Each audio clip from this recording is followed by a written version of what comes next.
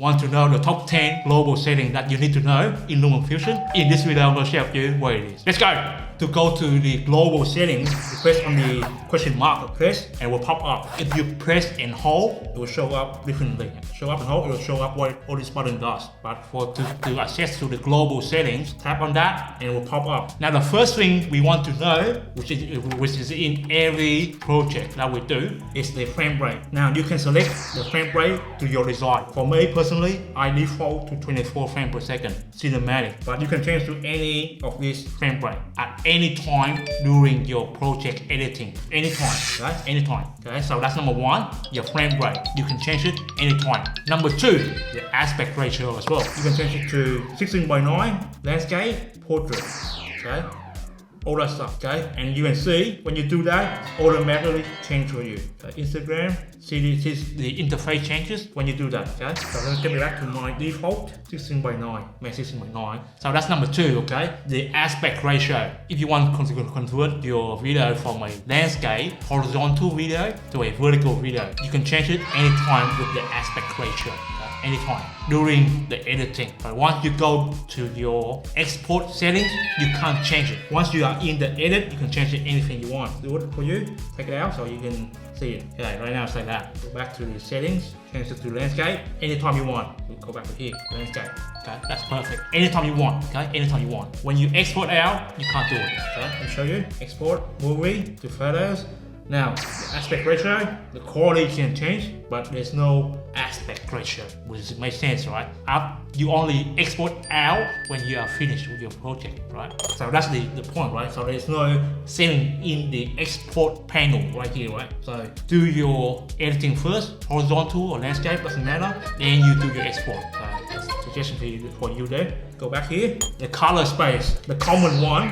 Okay, it's the standard rec 709. That's the common on any video camera. That's the standard one. Now, but if you use the iPhone, for example, it could be in a different format. It could be in the wide gamut HDR. Check. And if you have different settings, it could give you your video a problem. If you shoot your video on the iPhone, make sure you have the right color space. Okay. Experiment. If you have problem, go to these settings. Okay. So this number 3. Know which color space are you operating. But by default, okay, when you put in your first clip, it will match that clip, the aspect ratio, the color space, and the frame rate of that first clip. The first clip are the most important clip that you put on your time frame, your timeline. Now, the next one is the fit mode. Okay. Fit mode is for your photo, okay? So whatever you want, okay?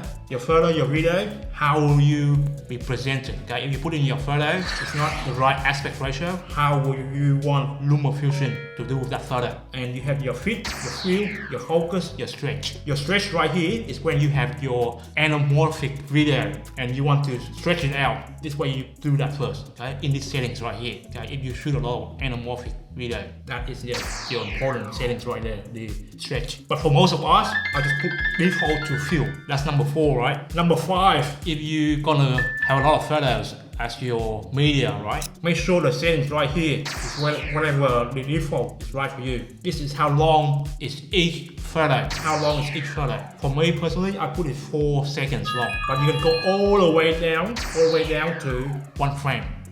Okay, that's 1 frame right there, very small. This is when you do your time lapse. 1 photo, 1 frame. So this is when you do your time lapse. But for most of us, it will be a photo of 3 seconds long, 4 seconds long. But this is where you have your preset already. So instead of you have over and over again change the duration of that photo, you just change it from here. That's number 5. Next thing is the title. Similar process. How long you want your title is. 1 frame to 9 seconds.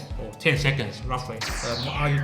My default is 1 second for the title. So that's number 6 right there, right? The next important thing is your transition, okay? Now you can go all the way to 10 seconds, that's way too long, or 4 seconds, 4 frames per transition. I like to use 6 frames as my transition, my default transition. So So every time I put in a cross resolve, any transition, it would default to 6 seconds.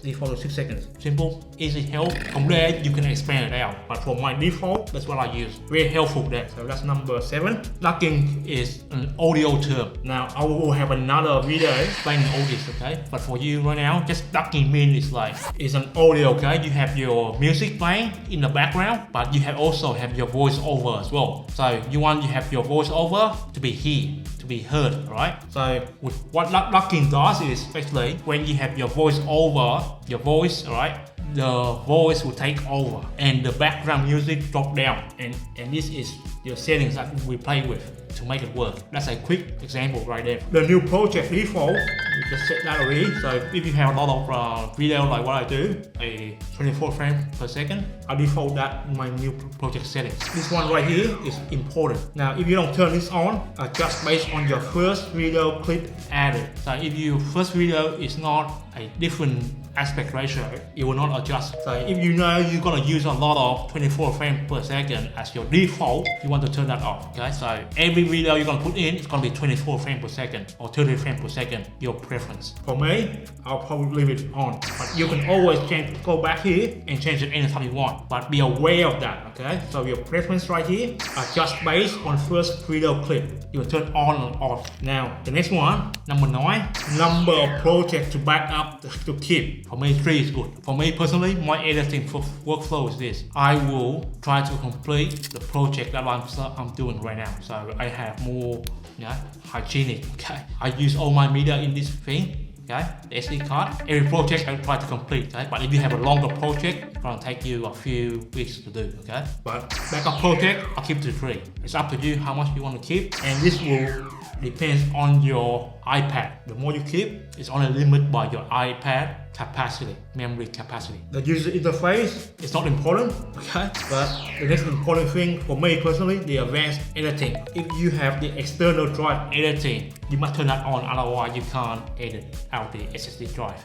Okay? Very important there. This you can experiment with. Default like this, be fine. This is where we have a lot of problems. They prefer alternate export. If you export your project out directly from Lumafusion straight to YouTube, if you have this on, off, or on, I haven't used it myself, so I can't comment. This is where the problem is. If you turn that on, it sometimes will not complete your export or vice versa. I have not tested it out yet. Check this setting. Prefer alternate export. Very important. The next bonus one, which is everyone needs to know this, okay? So this is number 11, most important settings. It's your cleanup.